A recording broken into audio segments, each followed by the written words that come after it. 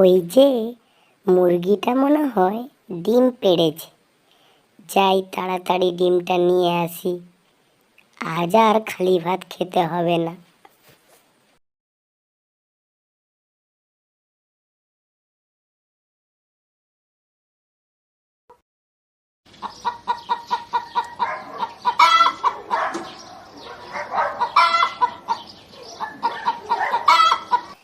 এই তো ডিম পেড়েছে মুরগিটা, বেশ বড় মাপের একটি ডিম। যাই তাড়াতাড়ি ডিমটা ভাতে ফেলে দেই, সেদ্ধ হলে এই ডিম দিয়ে বেশ মজা করে ভাত খাবো।